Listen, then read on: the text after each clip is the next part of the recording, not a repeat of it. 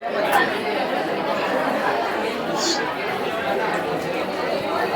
આપણે જોઈએ. તો સૌથી પહેલા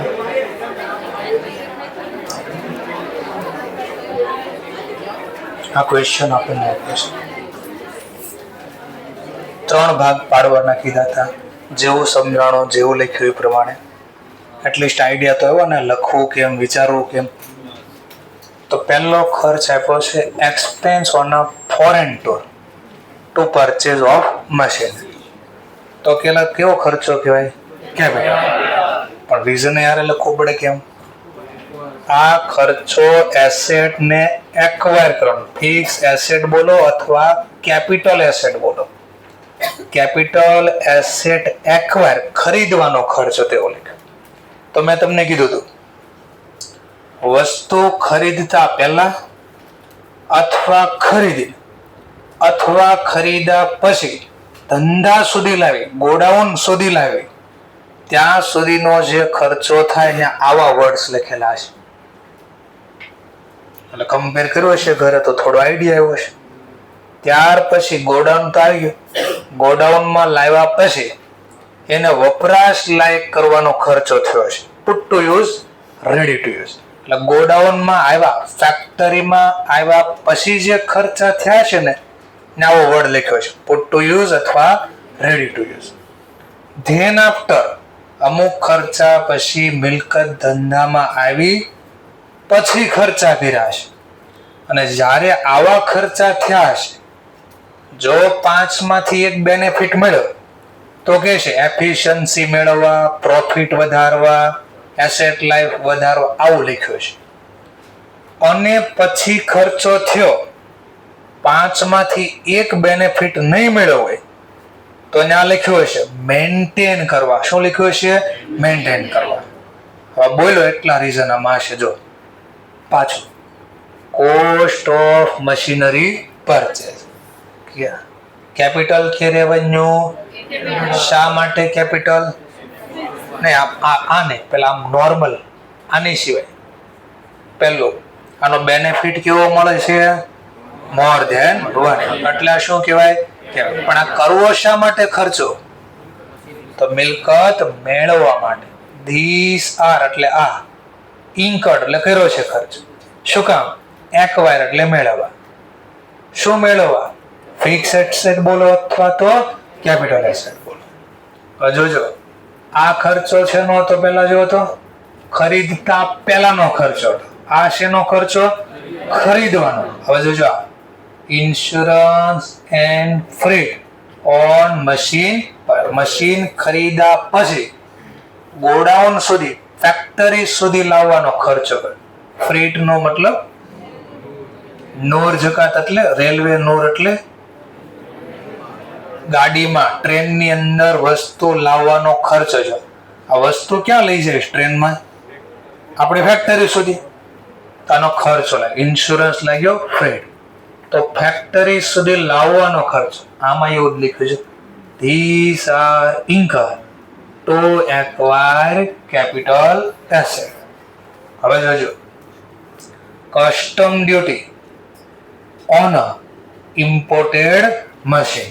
બોલો મશીનનો બેનિફિટ કેટલો મળવાનો છે? એટલાને કેવો ખર્ચો કીધો?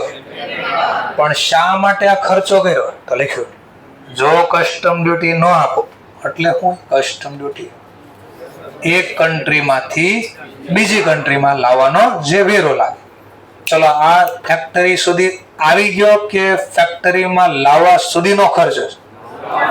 હા, તો લાવવા સુધીના ખર્ચમાં બધે આવું જ લખ્યું છે. જો these are incurred to acquire capital asset. હવે જોજો વર્ડ જોજો, wages for erection of machine. મશીનરીને હવે ગોઠવવાની ક્યાં હોય?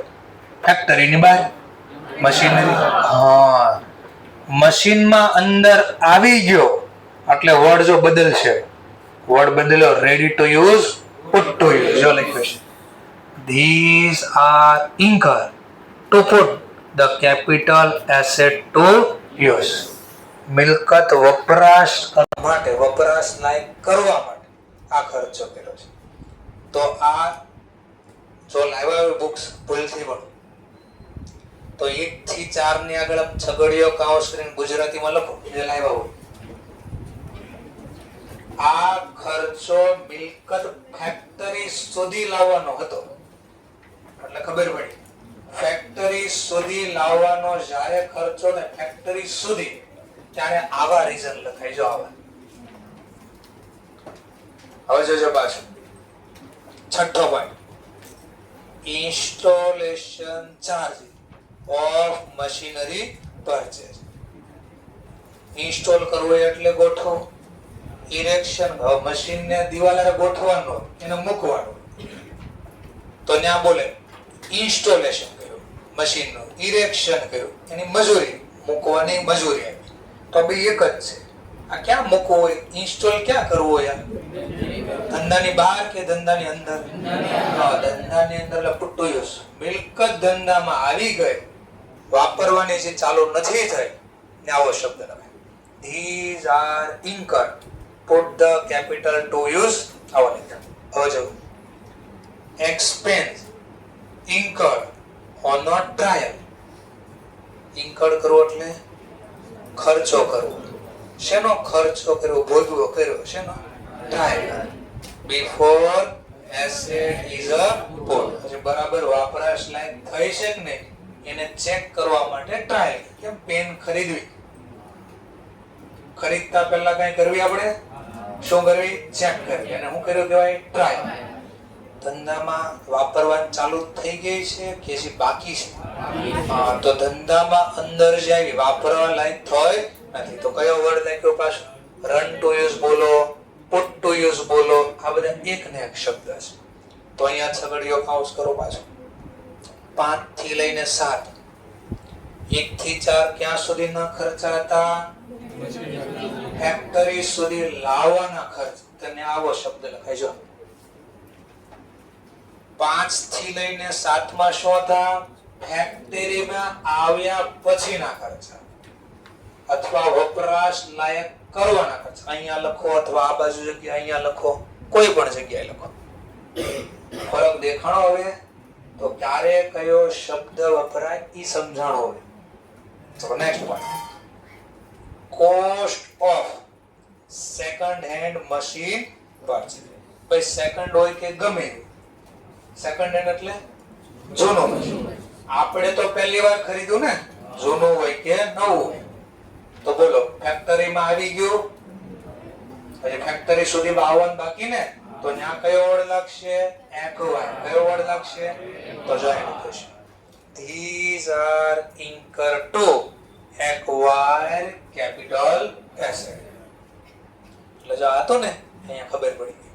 પાછો જો હવે વર્ડ જોજો હું લખ્યું, રિપેર કર્યું second hand machine before put to use. ધંધામાં વપરાશ લાયક થાય એની પહેલા ખર્ચો કર્યો. બોલો મિલકત હજી વપરાણી છે એની પહેલા ખર્ચો કર્યો. પણ રિપેર ક્યાં થાય? ધંધામાં થાય, ધંધાની બહાર થાય? હા, વપરાશ લાયક કરવા. તો લખજો these are incurred, put the capital asset to use. Machine લાવ્યા ધંધામાં સેકન્ડ હેન્ડ, પણ બરાબર નહોતું હાલતું હશે તો એને રિપેર કરવા છે. જો વાપરવાનું ચાલુ નહોતું કર્યું એની પહેલા રિપેર કર્યો. ધંધામાં આવી ગયો ને ખર્ચો કર્યો તો હું બોલવાનો? પુટ ટુ યુઝ માટે. ધંધામાં લાવ્યા પહેલા ખર્ચા થાય તો એક્વાયર માટે લખવાનો. તો ડિફરન્ટ દેખાણો થોડો થોડો, બસ આ પ્રેક્ટિસ થી આવડશે. ચલો 10 માં જોજો પાછો. 10 અને 11 માં શું ફરક છે જોવા. ઇન્ટરેસ્ટ ઓન ટર્મ્સ લોન એટલે હું ટર્મ્સ લોન, ટર્મ એટલે સમય, લાંબા ગાળા. બીજી રીતે કહો લાંબા ગાળાની લોન એટલે લાંબા સમય માટે 10 વર્ષ, 5 વર્ષ, 20 વર્ષ માટે લોન લીધી. લોન મફત આવે, એના ઉપર શું લાગે? Interest on terms loan. પણ આ લોન શેની લીધી હતી? ફોર મશીનરી પરચેસ માટે. પણ જ્યાં મશીન ખરીદ્યું, લોન લાવ્યા છે, એના ઉપર જે વ્યાજ લાગે, આ વ્યાજને ક્યાં લખું, રેવન્યુ તરીકે કે કેપિટલ તરીકે? તો પાછળ વર્ડ જો કે અહીંયાથી ડિસિઝન ન લેવાય, એટલાથી પાછળ શબ્દ લખો, નાથી ડિસિઝન લેવાય. જો હું કહીશ the commercial production has not begun, begun એટલે શરૂ થવું, ટીલ એટલે સુધી, last day of the accounting. બોલો પુટ્ટો યુઝ થઈ ગયું, વર્ષ પૂરો થયો ક્યાં સુધી વાપરવાનું ચાલુ થઈ ગયું છે? ના પાડે તો હજી ચાલુ નથી પ્રોડક્શન. તો એની પહેલાનો ગમે એ ખર્ચો હોય, બધો કયો ખર્ચો થાય? કેપિટલ. તો અહીંયા પણ આ પુટ્ટો યુઝ અથવા યુઝ કરવા માટેનો આ ખર્ચ હતો. તો લખ્યું છે these are incur. એક તો પહેલા ખરીદવા માટેનો ખર્ચો હતો અને કમર્શિયલ પ્રોડક્શન હજી પુટ્ટો યુઝ થયું નથી. તો 11 માં જો હવે હું same to same interest on terms loan for the purchase of machine. તો ઉપર એવું જ હતું. હવે શું ફરક છે? The commercial production has already begun. પણ હવે પ્રોડક્શન શરૂ થઈ ગયું, એકવાર વાપરવાનું ચાલુ થઈ જાય પછી જો એના ઉપર ખર્ચો થાય તો જો 5 માંથી એક બેનિફિટ મળ્યો કઈ? શું મળ્યો બેનિફિટ? વ્યાજ ભરવી તો શું થાય? કોસ્ટ ઘટે. સોરી પ્રોડક્શન મશીન ડબલ સ્પીડે હાલે, વ્યાજ ભરવી છે આપણે તો પ્રોફિટ વધશે, વ્યાજ ભરવી તો એસેટ ની લાઈફ વધી જશે. આ તો હમણાં બોલ્યું કોઈ હા, તો ચેક કરવાનું કે કેમ મળે. આવો જોઈએ આપણે બોલે કોઈ બાજુવાળા આમ જોવા પડે, સર આ તો છેલ્લેથી ત્રીજી કે ચોથી બેન્ચમાં બોલ્યું કોઈ બે માંથી એમ બોલ્યું. ચલો નેક્સ્ટ. તો કમર્શિયલ પ્રોડક્શન એકવાર ચાલુ થઈ ગયું, પુટ્ટો યુઝ, પછીથી ખર્ચો કરો તો 5 માંથી એક બેનિફિટ મળે તો કેપિટલ. 5 માંથી એક બેનિફિટ ન મળે તો રેવન્યુ. આ 5 માંથી બેનિફિટ એટલે કયા ખબર છે ને પાછા?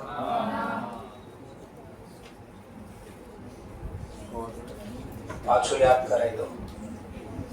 કોસ્ટ ઘટે, એફિશિયન્સી વધે એટલે increase, production increase, profitability increase, fix asset ની. આવું કંઈ પણ લખ્યું હોય ખર્ચ કરવાનું કારણ તો કેપિટલ બોલવાનું. જો એવું ન લખ્યું હોય તો શું બોલવાનું?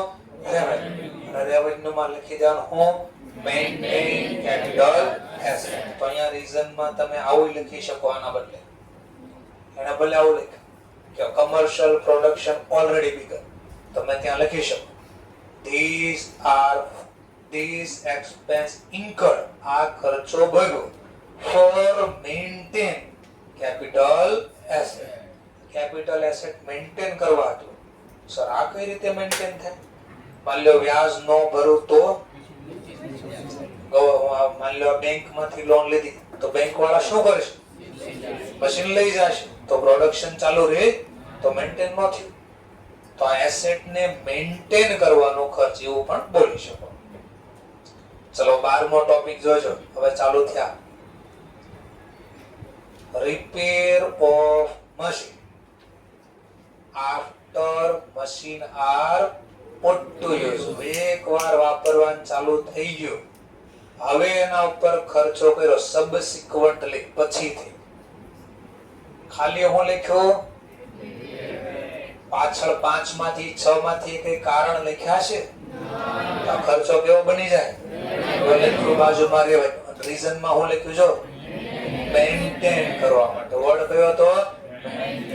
તો હું બોલું ત્યાં સુધી રાઉન્ડ કરજો, 16 સુધી આવી જાવ. 16 સુધી, 16 લઈને 15 સુધી, 11 થી લઈને 15, 11 થી લઈને 15 કાઉન્સ કરજો, આ બાજુ અથવા આ બાજુ. આ ક્યારના ખર્ચા હતા? After put to use. કયા હતા? After put to use. તો ભાગ પેડા કેટલા ભાગ પેડા વિચારો. પહેલા છગડીયો કાઉન્સ કર્યો ક્યાં માટેનો ખર્ચો ગણ્યો તમે? એવા જગ્યાએ કયો વર્ડ લખ્યો તો? Asset acquire. આવો લખ્યો જો.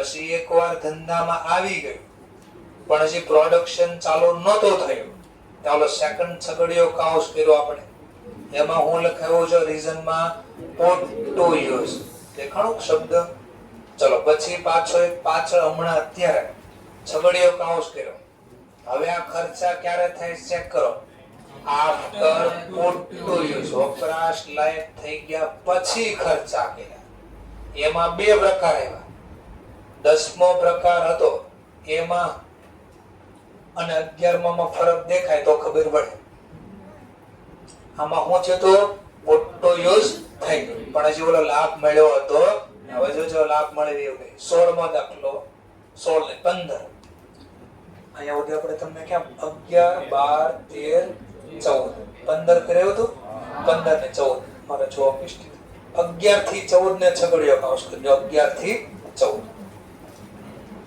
મિલકત વાપર્યા પછી જે ખર્ચો કર્યો પણ એમાં 5 માંથી એક બેનિફિટ મળતો હતો હવે જો પણ આપણે પહેલા જોઈ લે 11મો જોયો 12મો જોયો 13મો બી જોઈ લે અમાઉન્ટ સ્પેન્ટ કરી એટલે સ્પેન્ટ કરવો એટલે ખર્ચ કરવો અમાઉન્ટ સ્પેન્ટ ફોર રિપ્લેસમેન્ટ એટલે બદલવું વર્ન આઉટ એટલે ખરાબ થઈ ગયો શું ખરાબ થઈ ગયો તો પાર્ટ ઓફ મશીન તો એક મશીનનો સ્પેર પાર્ટ ખરાબ થઈ ગયો તેને બદલ્યો તેનો ખર્ચો થયો બોલો વપરાશ લાયક થઈ ગયું તો વાપરતા પછી ખરાબ થયું બોલો રિપેર કરવાથી 5 માંથી કઈ કારણ દેખ્યું છે તો શું બોલી દીધું જો રીઝનમાં હું લખ્યું ક્લિયર ચલો 14માં જો પાછું annual maintenance fees of machine annual એટલે યાદ કરો કેપિટલ ની તો કઈ ડેફિનેશન હતી કેવા નેચર નો હોય કેપિટલ એક્સપેન્ડિચર કેવા નેચર નો રિકરિંગ કે નોન રિકરિંગ આ તો કે છે એન્યુઅલ નો મતલબ હોચો દર વર્ષે પૈસો થાય દર વર્ષે ખર્ચો થાય તો એ કોઈ દિવસ કેપિટલ હોય નહીં એનો લાભ બી વર્ષ કરતા વધારે મળવો જોઈએ આ તો દર વર્ષે કી તો લાભ તો વર્ષ કરતા વધારે મળ્યો ને તો આ કેવો ખર્ચો કહેવાય અને માની લો આ તમે પૈસા ન ચૂકવો મેન્ટેનન્સ ન કરો તો મશીન ચાલુ રહે તો પુટ ટુ યુઝ ન થાય એટલે આને મેન્ટેન કરવાનો ખર્ચ હતો કયો ખર્ચ હતો હવે અહીંયાથી દેખાય ક્યાંક 16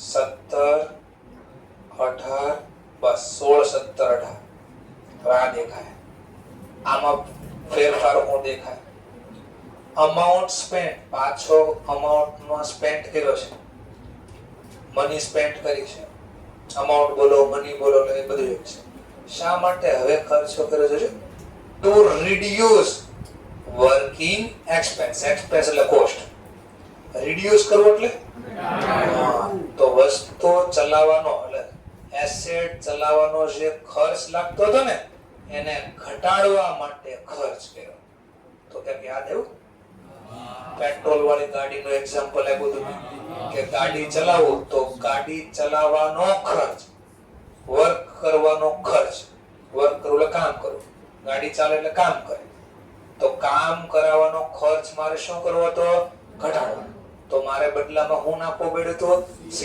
એમ અહીંયા કોઈ વસ્તુનો ખર્ચો કર્યો એનો લાભ હું મળશે જો રિડ્યુસ થયો શું રિડ્યુસ થયો વર્કિંગ ચલાવવાનો ખર્ચ એટલે આ કારણ બોલે છે કોસ્ટ શું થાય ઘટે ને હું બોલાય બે નામ ડિક્રીઝ બોલાય રિડ્યુસ બોલાય લેસ બોલાય સબટ્રેક્ટ બોલાય આટલા નામ છે તો રિડ્યુસ બોલે ડિક્રીઝ બોલે લેસ બોલે આ શબ્દ લખી ચલો તો બોલા કેવો ખર્ચો બોલે છે કેમ કેપિટલ કારણ કે આનો લાભ મને હું મળવાનો છે મારી વર્કિંગ કોસ્ટ ઘટશે અને કોસ્ટ ઘટે તો એફિશિયન્સી વધે તો પ્રોફિટ વધે તો જ આવો રીઝન લખ્યો છે બોલો એવું લખ્યું છે કે જો હું કહીશ these are incurred reduced operating cost, operate વસ્તુ ચલાવવાનો ખર્ચ, અને તેથી thereby એટલે તેથી વસ્તુ ચલાવવાનો ખર્ચ ઘટશે તો વધશે. અહીં બે એક જ તમે આવું એવું નથી આ એક્ઝેક્ટ આ શબ્દ લખો. આ લખો તોય વાંધો નથી. મેઇન રીઝન આવું છે. મેઇન રીઝન હું કોસ્ટ ઘટશે તો પ્રોફિટ વધશે. પ્રોફિટ વધે એમ ન લખો તો ઇન્ક્રીઝ થાય એફિશિયન્સી. આવા વર્ડ લખવાના. અહીંયા કોસ્ટ નો ટોપિક છે તો લખવાનું કોસ્ટ ઘટશે પ્રોફિટ વધશે અને લાભ લાંબા સમય સુધી મળશે લોંગ ટર્મ બેનિફિટ. તો લખ્યું જો these are incurred to acquire long term benefit. પણ આમાં નો ખબર પડે તો હું બોલ્યો જે નીચે આપ્યું છે એવું લખવાનું. શું આપ્યું છે નીચે વાંચો. these are incurred to reduce operating cost and thereby અને આથી ઇન્ક્રીઝ થાય વધશે. હું વધશે કોસ્ટ ઘટે તો નફો વધે. આ તો એનો મતલબ એવું નથી એક્ઝેક્ટ આ શબ્દ છે આવો લક્ષ્ય તોય વાંધો નહીં. ચલો પાછું બીજું જોઈએ. અમાઉન્ટ સ્પેન્ડ કરી ખર્ચે. હવે શું કામ રિપ્લેસમેન્ટ ઉપર એ તો રિપ્લેસમેન્ટ પણ હવે હું કહે છે રિપ્લેસમેન્ટ કર્યું શું પેટ્રોલ ડ્રીવન એટલે પેટ્રોલ થી ચાલતી ડ્રીવન એટલે ચાલતી એન્જિન તો આપણી પાસે ગાડીમાં એ કઈ રીતે ચાલતું તો એન્જિન પેટ્રોલ એને મેં બદલ્યું શેનથી બદલ્યું સીએનજી. તો ઓબ્વિયસલી તમને ખબર હોવી પડે પેટ્રોલ કરતા સીએનજી માં એવરેજ વધારે આપે ઓછી તો ખર્ચો વધારે પુરાવો પડશે એટલે કે વધારે પેટ્રોલ પુરાવવું પડશે ઓછું તો ખર્ચો મારો વધે ઘટે ઘટે તો પ્રોફિટ વધારે એફિશિયન્સી શું થાય તો આવો શબ્દ લખ્યો છે કે આ ખર્ચો કરવાથી ગાડી ચલાવવાનો ઓપરેટિંગ કોસ્ટ ઘટશે એન્ડ ધેરબાય ઇન્ક્રીઝ થશે શું પ્રોફિટ. આમાં જો cost of ring and piston of engine. engine ની અંદર બહુ બધા સ્પેર પાર્ટ હોય રિંગ હોય પિસ્ટન હોય. એડ જોઈ હોય તો એન્જિન ઓઇલ ની એડ આવે ને જે એન્જિન ઓઇલ ની ટીવી માં ક્યારેક જોતા હશો તો ટીવી તો જોતા નથી એટલે ખબર ન હોય બરાબર. મેચ જોતા હોય ક્યારેક તો વચ્ચે મેચમાં વળી એડ આવે છે એન્જિન ઓઇલ આમ નાખતા હોય અને એન્જિન માં જાતું હોય તો આમાં નિશાની દેખાડતા હોય એ પિસ્ટન કહેવાય. અને એને ફિટ કરવા માટે રિંગ જોઈએ તો રિંગ અને પિસ્ટન નો ખર્ચો કર્યો. શું કામ બદલ્યું? શું કામ ખર્ચો કર્યો? ચેન્જ કર્યો બદલ્યું. શું કામ? ગેટ મેળવવું ફ્યુલ એફિશિયન્સી. એફિશિયન્સી મેળવવા માટે આ ખર્ચો કર્યો. તો પાછું વિચારવાનું પાંચમાંથી એક કારણ આવી ગયું. કયું કારણ? એફિશિયન્સી એટલે વચ્ચે મળશે તો રીઝનમાં લખવાનું આ ખર્ચો કરવાથી આવું લખી શકો ઓપરેટિંગ કોસ્ટ ઘટશે એફિશિયન્સી વધશે અને પ્રોફિટ વધશે. 3 લખો તોય ભલે 2 લખો તોય ભલે ખાલી એટલું લખી શકો આ ખર્ચથી these are incurred and get efficiency and increase profit. આવું લખી શકો.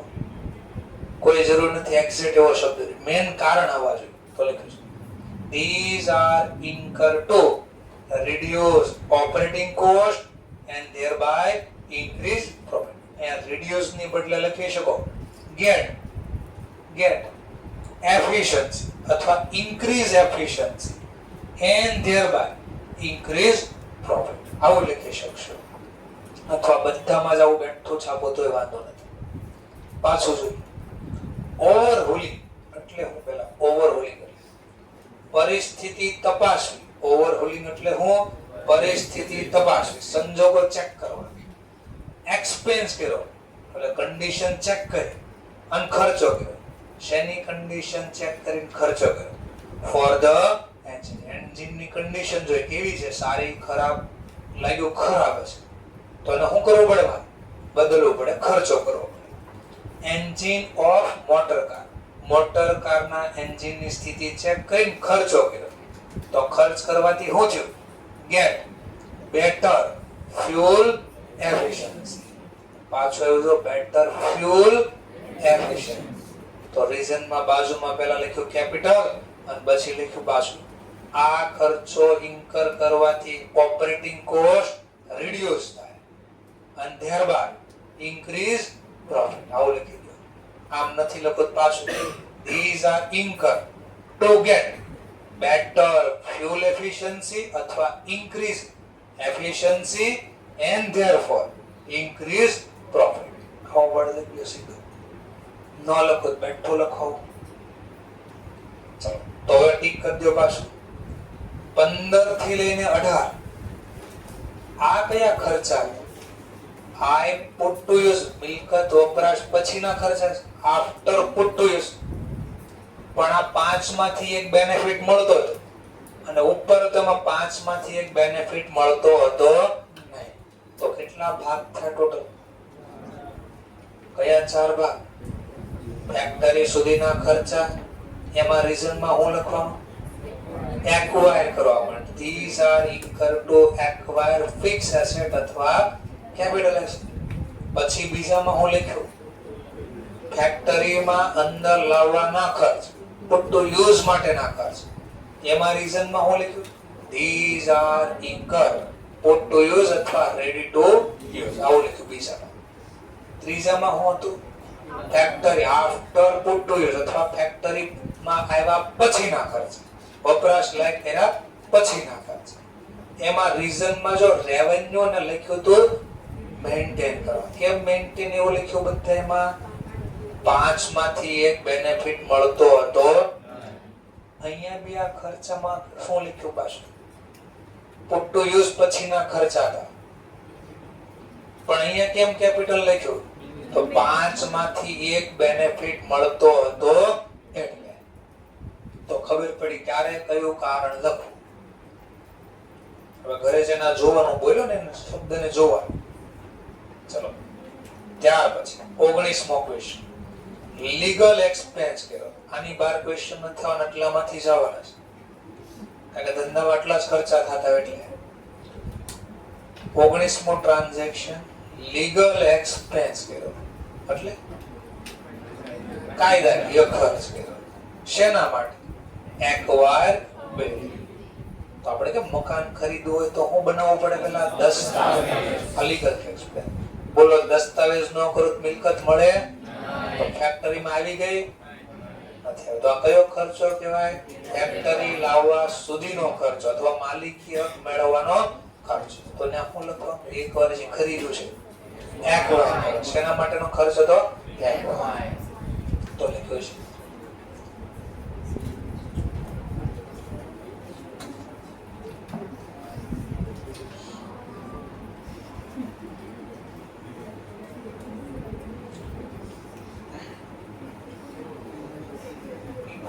transaction. These are incurred to acquire ownership right of the capital. એવું નથી લખવું right ને ownership કાઈ. These are incurred to acquire capital asset. Next point. Amount spent. જો word ખાલી on a annual repainting. Repainting એટલે કલર કરવો. Annual repainting of a building. બોલો કલર કરવાથી એકવાર તો મિલકત આવી ગઈ. દર વર્ષે કરવી જ કલર. હવે પુટ ટુ યુઝ થઈ ગઈ. દર વર્ષે કલર કર્યો. એન્યુઅલ લખ્યું છે. પુટ ટુ યુઝ થઈ ગઈ. હા. હવે ખર્ચો કર્યો. બોલો કલર કરવાથી ક્યાંય લખ્યું 5 માંથી એક બેનિફિટ મળ્યો? તો આને હું બોલ દેવાનું? રિઝનમાં મેન્ટેન કરવાનો ખર્ચ હતો. તો લખ્યું છે નહીં લખવા દે.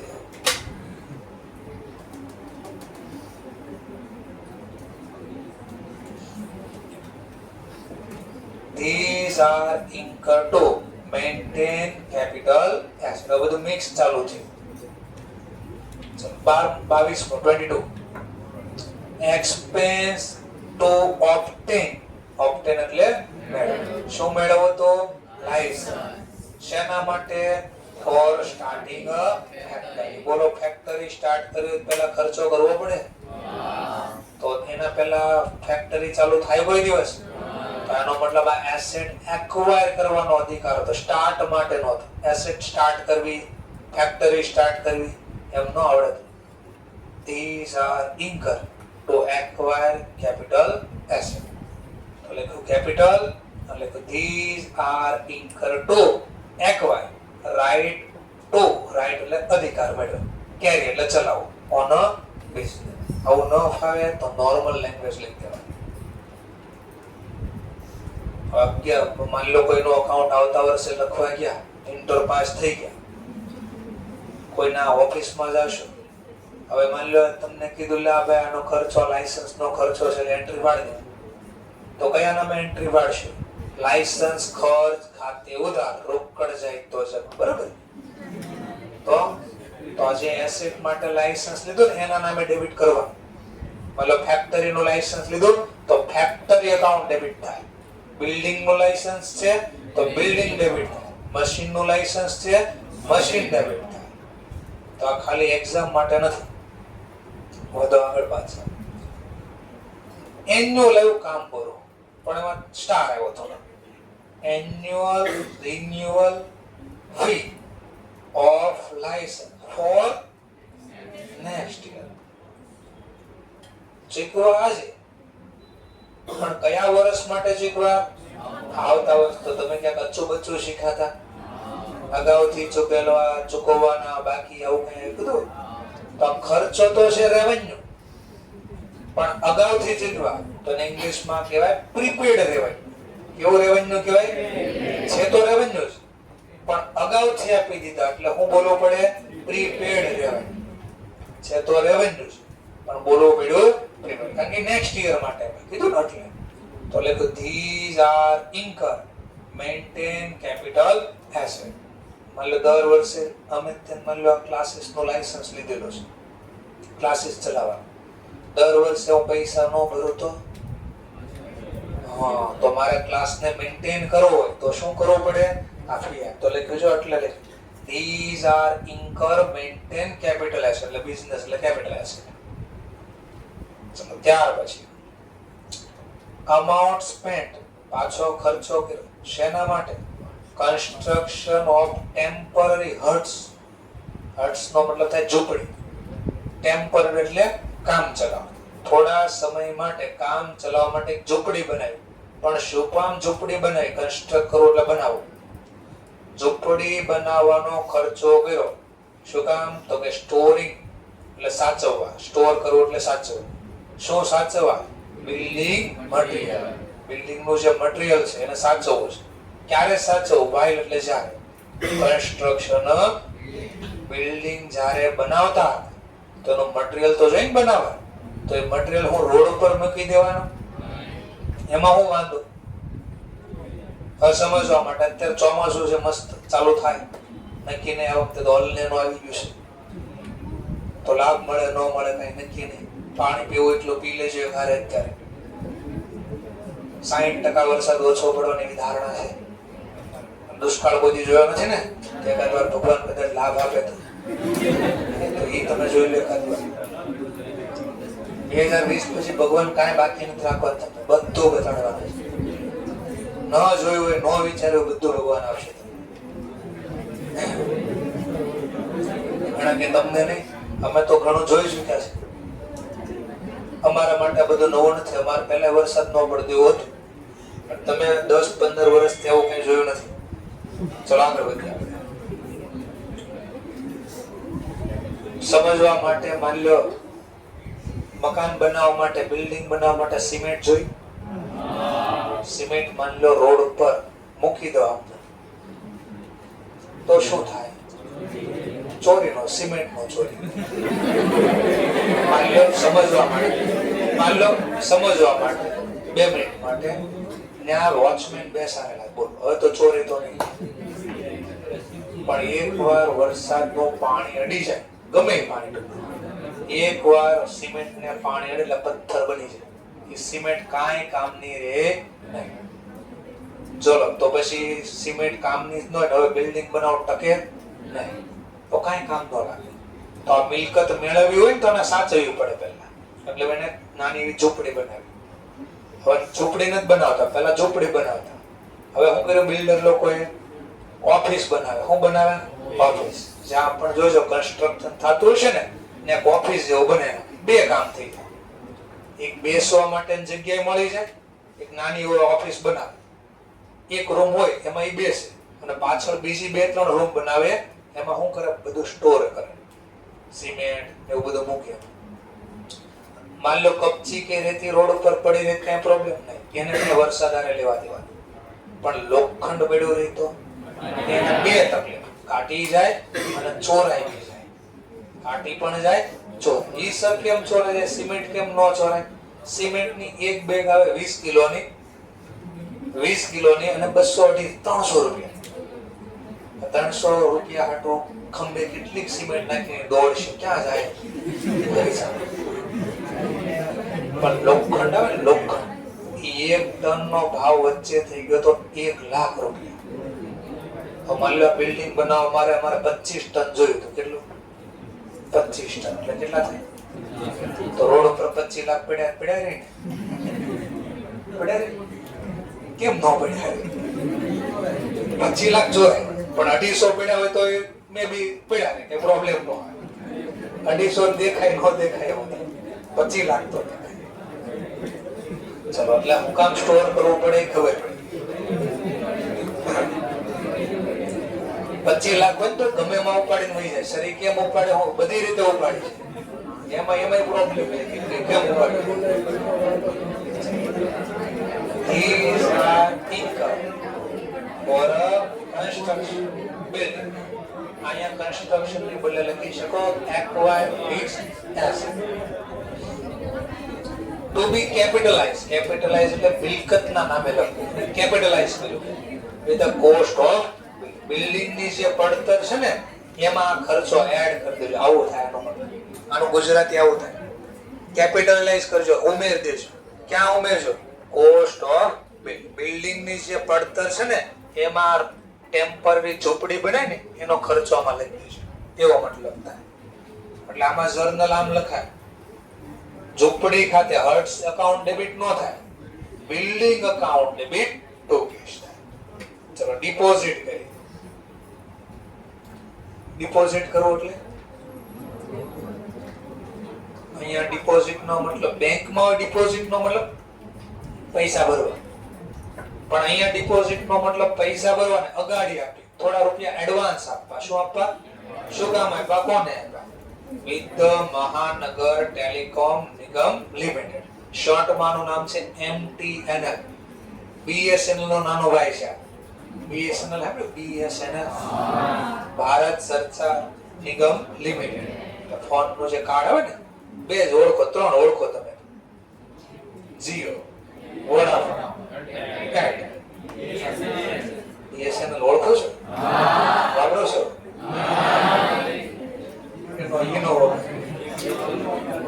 ચલો, તો એનો જ નાનો ભાવ છે MTNL. આ લિસ્ટેડ કંપની છે અને માત્ર મહારાષ્ટ્રમાં કંપની લિસ્ટેડ છે અને માત્ર મહારાષ્ટ્રની અંદર લેન્ડલાઇન ની સર્વિસ પ્રોવાઇડ કરે છે. અમાઉન્ટ તો વિચારજો પાછળ. માની લો ફોન પહેલાના જમાના, ખાસ મારી વાત કરતો, અમારા ઘરે 1994 હતો. આ 94-95 અમારી પાસે ઘરે લેન્ડલાઇન ફોન આવ્યો. એનો નંબર હતો 256-2413. લેન્ડલાઇન મોબાઈલ નંબર છે. 256 નહીં કોલ કરતા લઈ ગયા ગવર્મેન્ટ પાછું અને સર્વિસ બંધ કરી દીધી ગવર્મેન્ટ. 256-2413 આ નંબર હતો. તો ઈ મોબાઈલ પેલા મોબાઈલ ની બદલે કહો તો ઈ લેન્ડલાઇન લેવા માટે પેલા એડવાન્સ આપવા પડે. આજે એડવાન્સ આપો ને તો 3-4 વર્ષે તમારો નંબર આવે. આજે એપ્લાય કરો ને ફોન માટે તો 3 વર્ષે, 4 વર્ષે, 2 વર્ષે એટલું વેઇટિંગ આવે. કારણ કે ફોન જ નહોતા પહેલા. તો 1992-93 માં એડવાન્સ આપ્યા હતા 2000 રૂપિયા. તો સર્ચ કરો 92-93 માં રૂપિયા પૂછો, 92-93 માં 2000 રૂપિયા એટલે કેટલા થાય એ પૂછો એટલે ખબર પડે એની વેલ્યુ શું હતી. તો એડવાન્સ આપ્યા, ડિપોઝિટ આપ્યા આપણે મહાનગર ટેલિકોમ નિગમ. ઈ કે છે કે ભાઈ પહેલા 2000 આપો તો અમે તમારે ત્યાં નાખી જશું. આવું ન કરે તો શું થાય? એડવાન્સ ન લે તો ઘણા લોકો શું કરે, લેવો ફોન ન હોય તો એ નામ લખાય આપે. પછી જયારે નંબર આવે, ફોન લઈને ઘરે આવે કે અમારે ક્યાં જોતા છે, તો એના કારણે શું થાય, ટાઈમ જેને જોતા તેને ન મળે, ટાઈમ વેસ્ટ છે. એટલે હું કીધું 2000 જે આપશે એને આપશું. હવે 2000 આપે કોણ? જેને લેવા હોય એને, ન લેવા હોય 2000 કાઢી તો આપવાનું પેલા. એટલા માટે આ સિસ્ટમ રાખવામાં આવી હતી, કારણ કે બધા નામ લખાઈ આવતા. તો ગવર્મેન્ટ પછી કહેશે, મેં કહું આ 2000 નું શું હવે? ગવર્મેન્ટ કહેશે જ્યારે તમે મને લેન્ડલાઈન પાછી આપશો, એટલે ફોન પાછો જમા કરી દે, હું તમને 2000 રૂપિયા પાછા આપી દઈશ. તો આનો બેનિફિટ કેટલો સમય મળશે? More than 1 year. જ્યાં સુધી ચાલશે ત્યાં. પણ આને એક ઓપ્શન છે, એ કીધું તો કેપિટલ. પછી ઘણીવાર એવો ઓપ્શન આપવામાં આવે કે જ્યારે બિલ આવે, દર મહિને બિલ આવે, ત્યારે તમારે શું કરવાનું? ડિપોઝિટ પાછી ન જોતી તો એટલા રૂપિયા બિલ માંથી તમે શું કરી નાખજો? લેસ કરો. એને ઇંગ્લિશમાં કહેવાય રાઇટ ઓફ કરો. શું કીધું કહેવાય? આમાંથી માની લો કોઈ ભાડે રહેતું હશે ને, તમને ખબર હશે, મકાન ભાડે લેતા પહેલા કઈ આપવું પડે? શું આપવું પડે? ડિપોઝિટ. અગાડી કહેવાય ને, અગાડી આપી ડિપોઝિટ આપે. એ ડિપોઝિટ હું કામ આપે? પહેલો ક્વેશ્ચન થાય. ભાડે આપણે રહી મકાન લીધું તો આપણે કેમ ડિપોઝિટ આપવી પડે? કઈ કારણ? આ એના 2-3 કારણ. એક તો માની લો આપણે ભાડું ન આપી તો ડિપોઝિટ માંથી પૈસા લઈ લે ભાડા. બીજો, ચલો સમયસર આપણે ભાડું તો આપતા હતા તો શું કામ ડિપોઝિટ લે?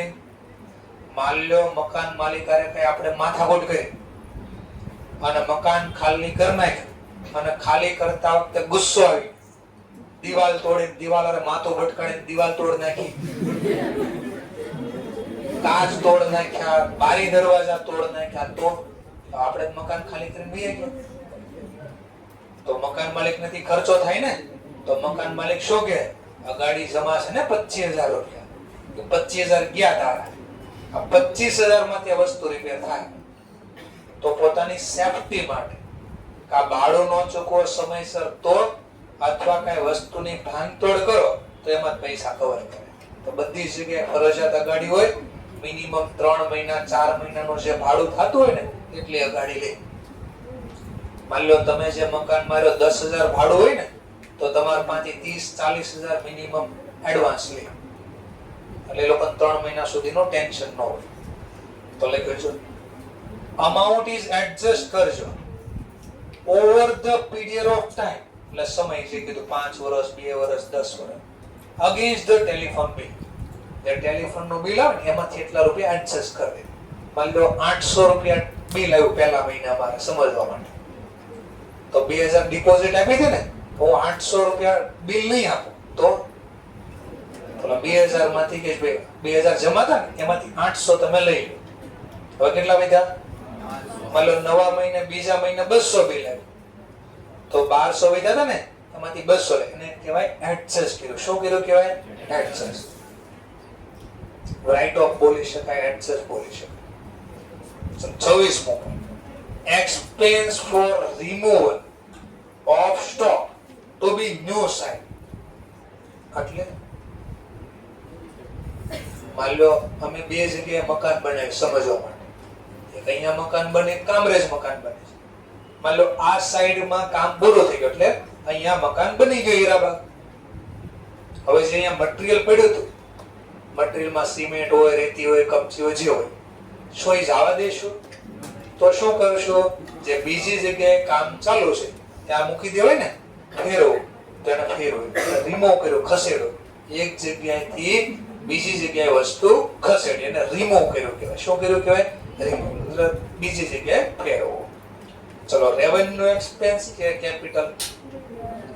હવે સર કેમ રેવન્યુ? માની લો સિમેન્ટ અહીંયા પડી હતી 2 બેગ, અહીંયાથી લઈ કામરેજની ફેક્ટરીએ લઈ ગયા, અથવા જે બિલ્ડિંગ બને ત્યાં લઈ ગયા.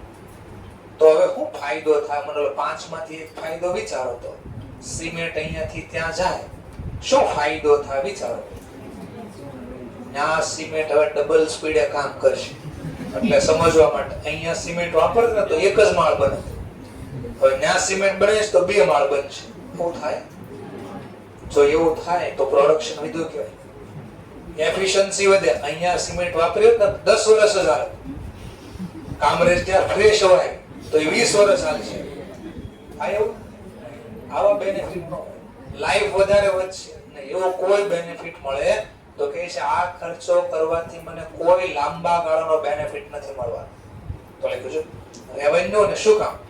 સચ અ એક્સપેન્ડિચર, આ એવો ખર્ચો છે, નાઈધર એટલે બેમાંથી એકય, બ્રિંગિંગ એટલે મેળવવું, લાવવું, ઇન્ડ્યુરિંગ એટલે વધારે બેનિફિટ, કોઈ વધારાનો બેનિફિટ નથી મળવાનો, નોર ઇન્હેન્સ એટલે વધારો વેલ્યુ ઓફ કેપિટલ એસેટ, મારા મિલકતની વેલ્યુમાં કાંઈ વધારો નથી થવાનો અને બીજા કોઈ પણ પ્રકારનો અન્ય લાભ પણ મળવાનો નથી. એટલે કેવો ખર્ચો કહેવાય? રેવન્યુ. સર આમાં શોર્ટમાં લખો એટલે કે મેન્ટેન કરવા માટે, હા મેન્ટેન કરવા માટે લખી શકાય. ચલો ફાઇન ઇમ્પોઝ, ફાઇન એટલે ઇમ્પોઝ એટલે આપણા ઉપર દંડ નાખ્યો, દંડ મૂક્યો, આપણને દંડ આપ્યો. ચલો માની લો રોડ ઉપર આપણે જતા હતા, લાયસન્સ તો હોય નહીં આપણી પાસે અને હશે તો આપતા નથી કોઈ, હજી 17-18 વર્ષ નહીં એટલે મે બી હજી લાયસન્સ નહીં કઢાવ્યું, તો હજી લાયસન્સ કઢાવ્યું રોડ ઉપર પોલીસ વાળા પકડ્યા તો શું કરે? પછી પોલીસ વાળા લાયસન્સ ન હોય તો આપણને પેનલ્ટી આપે, દંડ લે. આનો ફાયદો શું થાય? બહુ ફાયદો થાય. આપણી ગાડી 80 ની બદલે 150 ની સ્પીડે હાલે, દંડ નાખ્યો ને આપણા ઉપર, આપણી ગાડીની એવરેજ વધી જાય, ગાડીને એમ થાય માલિકને એટલો દંડ ભરવો પડ્યો, હવે આપણે થોડી એફિશિયન્સી વધારી ગયો, નફો વધારી ગયો, ભાવ ગાડીનો ભાવ વધી જાય, દંડ ભરી એટલે આવો કોઈ બેનિફિટ મળે? તો આનાથી પણ ઉપર લખ્યું એવું સેમ ટુ સેમ આ એવા પ્રકારનો ખર્ચો છે જેનાથી મારે કોઈ ઇન્હેન્સ નથી થતો, કોઈ બેનિફિટમાં વધારો નથી થતો, કોઈ કેપિટલ એસેટને વેલ્યુમાં વધારો નથી થતો, એટલે આ કહેવાય રેવન્યુ. તો વાંચો such an expenditure is neither bringing એટલે મેળવો, લાવો, enduring એટલે વધારાનો બેનિફિટ, કોઈ વધારાનો બેનિફિટ લાભ નથી મળતો, nor કે પછી enhance એટલે પાછો વધારો વેલ્યુ ઓફ કેપિટલ એસેટ, મારી મિલકતની વેલ્યુમાં કોઈ ભાવમાં વધારો પણ થતો નથી. ક્લિયર? ચલો બાકીના અહીંયા કાલે લેશ અને એક હોમવર્ક પાછું પેજ નંબર 102 અને 103 17 એક્ઝામ્પલ છે. કેટલા છે? 17. આમાં પણ પેજ મૂકી દેવાના, પહેલા ખાલી લિસ્ટ લખી લેવાનું, પછી કેપિટલ રિસીપ્ટ કે રેવન્યુ રિસીપ્ટ લખવાનું અને શા માટે ઈ રીઝન કરવાનું. નહીં આવડે હું શીખવાડે કે મેં અત્યારે શીખવાડ્યું પણ ક્વેશ્ચન તો જો હું કરવાનો છું. ચલો થેન્ક યુ વેરી મચ.